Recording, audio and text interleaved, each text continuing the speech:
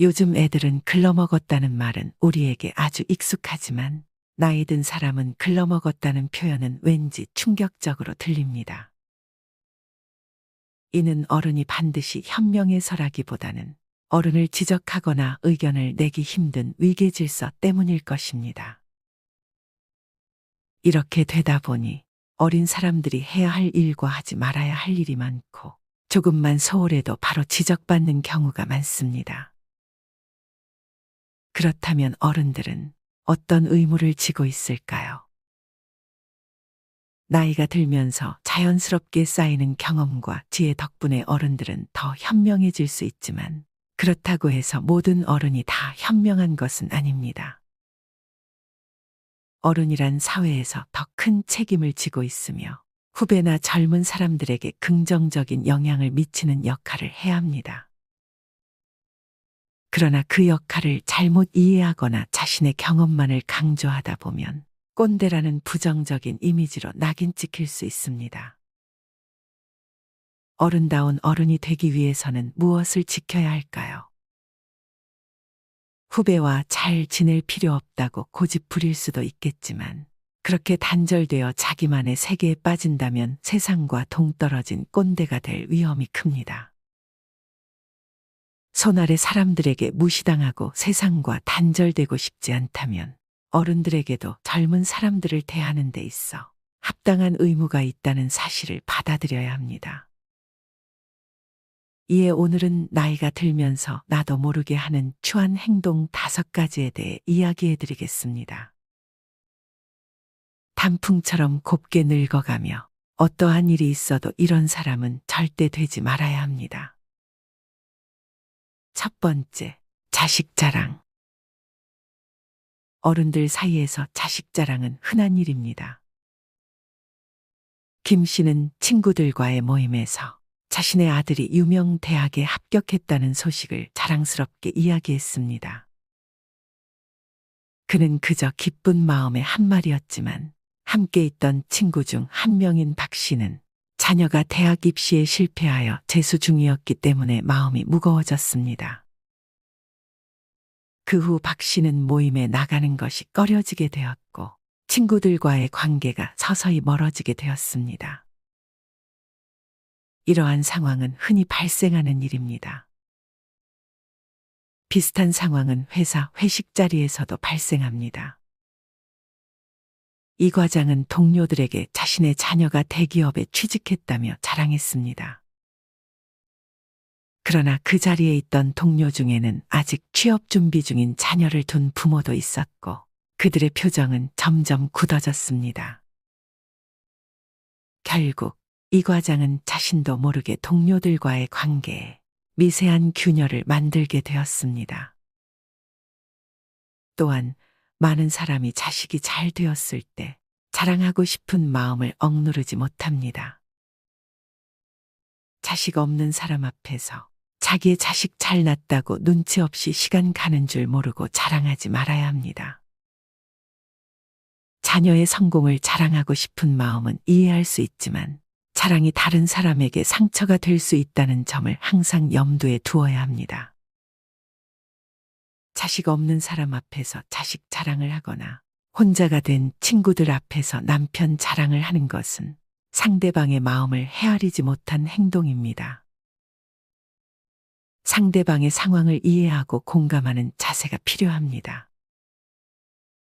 특히 어느 정도 나이 들어 혼자가 된 많은 친구들 앞에서 남편 자랑은 하지 말아야 합니다. 자랑은 순간적인 기쁨을 줄 수 있지만 상대방에게는 큰 상처로 남을 수 있습니다. 남편을 자랑하는 것이 공짜로 기분을 풀리는 일인지 묻고 싶습니다. 외롭게 혼자 되어 힘겨워하는 것 안 보이는 걸까요? 말을 할 때는 내 입장보다 상대방의 입장에 서서 말을 이어갔으면 합니다. 두 번째, 재산 자랑. 재산이나 물질적인 성공을 자랑하는 것도 경계해야 합니다. 박 씨는 고등학교 동창회에서 오랜만에 만난 친구들에게 자신의 사업이 크게 성공하여 고급 아파트를 샀다는 이야기를 했습니다. 하지만 그 자리에 있던 다른 친구 중에는 경제적으로 어려움을 겪고 있는 사람이 있었습니다. 박 씨의 이야기는 그 친구에게 상대적인 박탈감을 안겨주었고, 박 씨는 결국 동창 모임에서 은근히 피하게 되는 인물이 되었습니다. 또한 한 가족 모임에서 이모는 자신의 남편이 최근에 고급 외제차를 구매했다며 자랑했습니다. 그러나 그 자리에 있던 다른 가족 중에는 최근 경제적 어려움으로 차를 팔아야 했던 가족도 있었습니다. 이모의 자랑은 그들에게 불편한 상황을 만들어 주었고, 이후 모임에서 이모는 다른 가족들로부터 거리를 두게 되었습니다. 이러한 자랑은 다른 사람에게 불쾌감을 줄 수 있으며, 특히 경제적으로 어려움을 겪고 있는 사람들에게는 더 큰 상처가 될 수 있습니다. 폼 잡아개도 안 물어가는 돈 자랑하지 말아야 합니다. 가진 것 없는 친구 앞에서 자신의 재산을 자랑하는 것은 그 사람에게 큰 부담을 줄 수 있습니다. 남을 위해 돈을 유용하게 쓰지도 않으면서 얼마나 자신의 모자란 것이 많았으면 부족한 것을 막아내려고 자랑에 빠지는지 모르겠습니다. 가진 것 하나 없는 친구는 긴 자랑을 듣고 집에 가 당신 욕 입이 아프게 할 것을 왜 모르고 있는지 묻지 않을 수 없습니다. 자랑은 일시적인 만족을 줄 수 있지만 타인에게는 불편함과 질투를 불러일으킬 수 있습니다. 다 가진 당신 있는 것 자랑하기 전에 상대방 입장에 일단 서보거나 말해야 하며, 야박하게 친구들 위해 돈 한 푼 쓰지도 않으면서 자랑질만 하는 당신은 수도 없이 밟혀 죽고 있을 것입니다. 재산 자랑은 자칫하면 주변 사람들에게 불쾌감을 줄 수 있으며, 특히 경제적으로 어려움을 겪고 있는 사람들에게는 더 큰 상처가 될 수 있습니다. 자신의 성공을 자랑하기보다는 주변의 친구들과 가족을 배려하고 그들이 느낄 수 있는 감정을 이해하는 것이 중요합니다. 자랑 대신 자신의 성공을 겸손하게 공유하며 다른 사람들에게도 긍정적인 영향을 미칠 수 있는 방법을 고민해야 합니다. 이제 곱게 늙어가며 이런 가치 없는 사람 절대 되지 말아야 합니다. 세 번째, 반복된 이야기. 어른들은 종종 같은 이야기를 반복하는 경향이 있습니다. 김 부장은 회사 회식 자리에서 자주 같은 이야기를 반복하곤 했습니다. 그는 자신의 젊은 시절 경험담과 성공담을 몇 번이고 이야기하며 후배들에게 교훈을 주려고 했지만, 후배들은 이미 여러 번 들은 이야기에 지루함을 느꼈습니다. 결국 후배들은 점점 김 부장의 이야기를 피하게 되었고, 회식 자리는 점점 김 부장을 배제한 분위기로 변해갔습니다. 이모도 가족 모임에서 늘 같은 추억 이야기를 꺼내곤 했습니다. 처음에는 가족들이 흥미롭게 들었지만 시간이 지남에 따라 같은 이야기가 반복되면서 지루함을 느끼게 되었습니다. 특히 젊은 조카들은 이모의 이야기를 듣는 것이 부담스러워졌고 가족 모임을 피하게 되는 결과를 낳았습니다. 이야기의 반복은 타인에게 지루함과 피로감을 줄 수 있으며, 이는 자연스럽게 관계를 소원하게 만듭니다. 나이 먹어 술에 만취한 사람처럼 한 말 또 하고 한 말 또 하는 일은 없어야 합니다. 듣기 좋은 꽃노래도 한두 번이라고 했는데 늙은이의 추억담은 들어도 끝이 없습니다. 만날 때마다 듣게 되는 친구들이 무슨 죄를 지어 이런 공경을 지속적으로 겪어야만 하는지 걱정이 앞섭니다. 그러기 위해서는 말을 줄여야 하며 다시 생각해 말할 때는 신중해야 합니다. 노인들은 기억력이 떨어져 말이 술술 나오지 않는 데다 했던 이야기를 계속 반복적으로 하기 때문에 지루합니다. 젊은 사람들은 상대방이 좋아하는 이야기를 되풀이하는 데 반해 노인들은 자기가 좋아하는 이야기를 되풀이하는 경향이 있습니다. 똑같은 관객에게 지난번에 이야기했다는 사실을 잊어버리고 거듭 이야기를 하면 관객은 예의상 듣는 척해도 건성으로 듣습니다. 새로운 관객에게 너무 중요하고 다시 만나 이야기할 기회가 없을 것 같아 거듭 이야기하면 시간이 갈수록 관객 수는 줄어들게 됩니다. 이야기를 해달라고 젊은이들이 초청하지 않는 한 오래전에 겪은 개인적인 경험에 대해서는 가급적 장황하게 이야기하지 마세요. 당신이 이야기를 특별히 재미있게 하지 않는 혹은 못하는 타입이라고 생각한다면 이야기를 짧게 끝내려고 노력하는 것이 필요합니다. 짧은 말이 더 오래 기억에 남습니다. 촌철살인이란 말도 있지 않은가요? 이야기를 할 때는 상대방이 듣고 싶은 이야기를 할 수 있도록 배려하고 반복된 이야기를 피하며 새로운 관점에서 대화를 이끌어가는 노력이 필요합니다. 네 번째, 경청의 중요성. 경청은 대화의 기본이며 상대방에게 존중감을 줄 수 있는 중요한 요소입니다. 그러나 많은 어른들은 자신의 의견을 강하게 주장하거나 상대방의 말을 끝까지 들으려 하지 않는 경향이 있습니다. 이 과장은 회사 회의 중에 자신의 의견을 강하게 주장하며 다른 사람들의 의견을 듣지 않는 경우가 많았습니다. 결과적으로 팀원들은 이 과장에게 자신의 의견을 자유롭게 말하기 꺼려하게 되었고 팀의 창의성과 협업 능력이 저하되었습니다. 이 과장은 이후 자신의 잘못을 깨닫고 경청의 중요성을 인식하게 되었지만 이미 팀원들과의 관계는 손상된 상태였습니다. 김 씨는 자녀가 학교에서 있었던 일을 이야기할 때마다 자신의 경험을 들려주며 자녀의 이야기를 제대로 듣지 않았습니다. 결국 자녀는 부모에게 자신의 이야기를 털어놓기보다는 친구에게만 의지하게 되었고 부모와의 소통이 단절되는 결과를 초래했습니다. 김 씨는 뒤늦게 자녀와의 소통의 중요성을 깨달았지만 이미 자녀와의 관계는 멀어진 상태였습니다.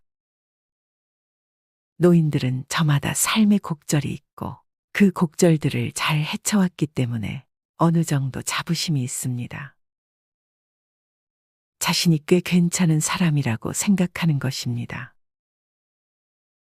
물론 이것은 자존감과 삶의 만족을 높이는 것이기 때문에 중요합니다. 그러나 그것 때문에 너무 자기 자랑을 하거나 대화를 전적으로 주도하려 들면 곤란합니다. 사실 주변을 둘러보면 상대방의 말을 끝까지 듣고 난 후 자기 이야기를 하는 사람이 많지 않습니다. 성질이 급해서인 경우도 있고 상대방을 무시하고 자기 생각을 관철하려는 경우도 있습니다. 아예 그렇게 습관이 들어 고치기 어려운 사람도 있습니다. 상대방의 말을 채트려야 승리감을 맛본다면 이는 일종의 강박신경증입니다. 어떤 노인은 내 나이가 이 정도이니 말을 좀 막 해도 괜찮겠지 하고 착각하는 경우도 있습니다. 상대방의 말을 끝까지 들으려면 많은 인내가 필요합니다. 그 인내하는 모습이 노인을 고상하게 그리고 존경스럽게 합니다. 경청은 상대방의 마음을 이해하고 소통을 원활하게 하는 중요한 요소입니다.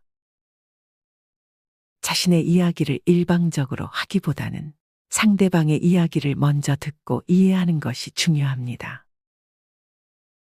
경청은 상대방에게 존중감을 주며 관계를 더욱 돈독하게 만드는 밑거름이 됩니다. 상대방의 이야기를 끝까지 듣는 연습을 통해 서로의 의견을 존중하고 소통의 문을 열어야 합니다. 다섯 번째, 과도한 훈계. 어른들은 자신의 경험을 바탕으로 젊은 사람들에게 조언을 하고 싶어 하는 경우가 많습니다. 한 학교 선생님은 학생들에게 지나치게 훈계하며 자신의 경험을 강요하는 경향이 있었습니다. 학생들은 선생님의 말을 귀담아 듣기보다는 부담스럽게 느꼈고 선생님과의 거리를 두게 되었습니다. 선생님은 학생들의 반응에 실망했지만 자신의 방식이 잘못되었다는 것을 깨닫고 학생들과의 소통 방식을 바꾸기로 결심했습니다. 다른 사례로는 박 씨는 가족들에게 끊임없이 잔소리를 하며 자신의 기준에 맞춰 살기를 강요했습니다. 그 결과 가족들은 박 씨의 말을 듣기보다는 무시하기 시작했고 박 씨는 가족들로부터 점점 소외감을 느끼게 되었습니다. 박 씨는 이후 가족과의 관계를 개선하기 위해 잔소리를 줄이고 가족의 의견을 존중하기로 마음먹었습니다. 노인 심리에는 유산, 특히 정신적인 유산을 남기고 싶은 심리가 있습니다. 그래서 그런지 노인들은 기회만 되면 훈계하고 설교하려 합니다. 공부해라, 착한 사람이 되라, 결혼해라, 성공해라 등등. 노인들은 자신이 과거에 이루지 못한 것을 후손들이 이뤄줬으면 하고 바라는 마음에서 그렇게 훈계하겠지만 이 말을 듣는 후손들은 어떤 생각을 할까요? 그 말들이 틀린 것은 아니지만 노인들이 평생을 살아온 표준과 지금의 젊은이들이 살아가는 표준은 다릅니다. 목적은 같을지 모르겠지만 방법은 사뭇 다릅니다. 구식 사고방식에 의해 표현된 훈계와 비난은 젊은이에게 거의 효과가 없거나 오히려 역효과입니다. 또한 젊은이는 그런 말을 하는 노인을 할 일 없는 사람이라고 평가하고 다시는 만나기를 꺼려할 것입니다. 비록 당신은 당신의 표준에 맞게 살고 있다 해도 젊은이들의 표준을 인정하세요. 그리고 그들의 고민을 경청하고 작은 것이라도 격려할 말을 찾으세요. 얼마 전 지하철역에서 좋은 글을 보았습니다. 묘원 스님이 쓴 글인데 제목은 말입니다. 말이 많았다고 후회하지 마십시오. 말이 많은 것은 욕구가 충족되지 않아서 생긴 습관입니다. 말이 많았을 때는 단지 말을 많이 한 것을 알아차리십시오. 들뜬 마음이 고요해지면 차츰 말이 조절됩니다. 노인은 살 날이 얼마 남지 않았으니 말이나 많이 하고 가자 할 게 아니라 오히려 한마디라도 영혼이 깃든 말을 남기고 가야 할 것입니다. 과도한 훈계는 상대방에게 스트레스와 부담을 줄 수 있으며 오히려 관계를 악화시키는 결과를 초래할 수 있습니다. 자신의 경험을 바탕으로 조언을 하는 것은 중요하지만 상대방의 입장을 이해하고 그들의 의견을 존중하는 것이 더욱 중요합니다. 훈계보다는 격려와 지지의 말을 통해 상대방과의 관계를 긍정적으로 이끌어 나가야 합니다. 나이가 들매 따라 경험과 지혜가 쌓이지만 그 경험과 지혜를 어떻게 활용하느냐에 따라 주변 사람들과의 관계가 달라질 수 있습니다. 어른다운 어른이 되기 위해서는 상대방을 배려하고 경청하며 지나친 자랑이나 훈계보다는 격려와 지지의 자세를 유지하는 것이 중요합니다. 서로의 입장을 이해하고 존중하는 마음으로 주변 사람들과 함께 성장할 수 있는 성숙한 어른이 되기를 바랍니다. 그렇다면 앞으로 우리는 어떻게 아름답게 늙어가야 할까요? 여자들은 여유로운 부잣집 할머니처럼 온화하게 늙는 것이고 남자들은 노신사처럼 중후한 멋을 풍기는 것이 아름답게 늙어가는 것 아닐까요? 20대 얼굴까지는 부모님이 만들어준 얼굴이라 하지만 50대부터는 스스로 만드는 얼굴이라 합니다. 나이를 먹어도 언제나 밝은 얼굴 선한 인상으로 호감을 주는 얼굴이 있는 반면 가만히 있어도 성깔 있어 보이고 괴팍해 보이는 얼굴이 있습니다. 얼굴은 그 사람이 어떤 마음으로 살아왔느냐에 따라 변해진다 합니다. 인간의 노화는 그 어떤 의학으로도 막을 길이 없지요. 그래서 그 노화를 아름답고 우아하게 바꾸려는 노력이 중요합니다. 아름답게 늙는 방법에는 여러 가지 중 필수인 것 몇 가지만 알려드리겠습니다. 첫 번째, 건강한 생활 습관을 가져야 합니다. 금연과 절주 그리고 식이요법으로 생활 습관을 바꾸어야 합니다. 올바른 생활 습관은 건강을 올바르게 다잡아주면서 아름답게 늙어갈 수 있는 척도라 합니다. 두 번째, 적당한 운동은 필수입니다. 꼭 시간을 내어 운동을 하기보다는 생활 방식 속에서 자주 움직이며 특히 집으로 들어갈 때 나올 때 30분 정도 걷기 운동을 하면 매우 효과적이라 합니다. 세 번째, 충분한 휴식과 수면이 좋습니다. 너무 적게 자고 너무 많이 자는 것도 좋지 않습니다.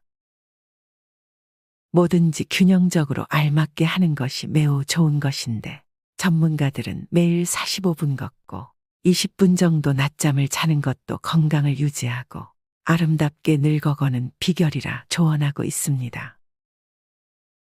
네 번째, 스트레스를 줄이고 편안한 마음가짐을 가지세요. 사람이 살다 보면 별의별 일들과 부딪히게 되지만 언제나 긍정적인 마인드로 마음을 편하게 가지면 곱게 늙어갈 수 있다 합니다. 다섯 번째, 노화에 맞서지 말고 자연스럽게 수용하세요. 의학의 발달로 작은 주름 하나에도 집착을 하고 피부 미용 시술과 성형들을 합니다. 알맞은 피부 관리는 좋지만 과도한 성형으로 나이에 맞지 않는 어색함을 주는 얼굴은 오히려 아름다움을 상실한다 합니다. 노화는 우리에게 피할 수 없는 과정 중에 하나입니다. 한 살 한 살 먹어갈수록 긍정적인 사고와 베푸는 마음, 사랑하는 마음만이 멋지고 아름답게 우아하게 늙어가는 모습입니다. 반대로 늘 불평하고 의심하고 경쟁하고 집착하는 것은 인상을 안 좋게 만들고 흉하게 늙어가게 만든다 합니다. 곱게 늙는 법을 늘 강조하시는 종교계의 명사분이 말씀하시기를 잘 물든 단풍은 봄꽃보다 예쁘다 고 했습니다. 봄꽃은 예쁘지만 떨어지면 지저분하지요. 그래서 주워가는 사람이 없어요. 그런데 잘 물든 단풍은 떨어져도 주워갑니다. 때로는 책갈피에 끼워 오래 간직하기도 하고요. 그러니 잘 물든 단풍은 봄꽃보다 예쁜 거랍니다. 잘 늙으면 청춘보다 더 아름다운 황혼을 만들 수 있다는 것이지요. 일곱 번째, 욕심을 버리세요. 욕심을 내려놔야 합니다. 아무리 의욕 있고 하고 싶어도 나이 들면 욕심을 부리면 안 된다 했습니다. 나이 들어 욕심을 부리면 아름답게 느껴지지 않고 추하게 느껴진다 하죠. 여덟 번째, 과로하지 마세요. 젊을 때는 막 산을 오르거나 일을 하거나 무리하거나 과로해서 쓰러져도 며칠 쉬면 거뜬하지만 늙어서 과로하면 회복하기 힘듭니다. 가을비처럼 한 번 비가 오면 확 추워지듯이 과로해서 한 번 쓰러지면 그냥 팍팍 늙어버립니다. 그래서 아무리 의욕이 있어도 절대로 과로하면 안 됩니다. 아홉 번째, 과식하지 마세요.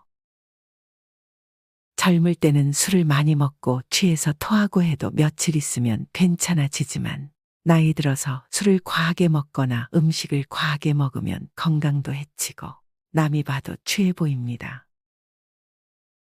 그래서 과음 과식을 하면 절대 안 됩니다. 열 번째, 말을 줄이세요.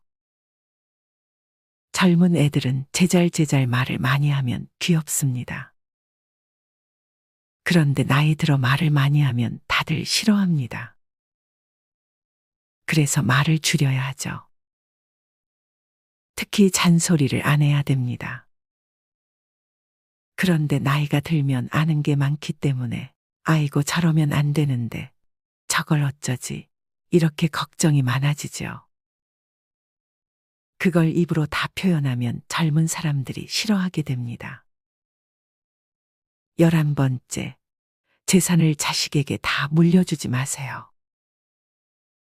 옛날에는 나이 들면 재산을 다 자식한테 물려주고 뒷방에 가만히 앉아 있으면 자식이 부모를 공경하며 아무 걱정 없이 살아왔습니다. 그런데 시대가 많이 바뀌었습니다. 이제는 부모가 아무리 재산을 물려주어도 부모는 부모 나는 나의 세상이 온 겁니다. 내 자식만큼은 괜찮겠지 믿었다가는 낭패보기 십상입니다. 그런데 늙어서 오갈 곳 없이 길거리에 나앉으면 그것만큼 추한 것이 없습니다.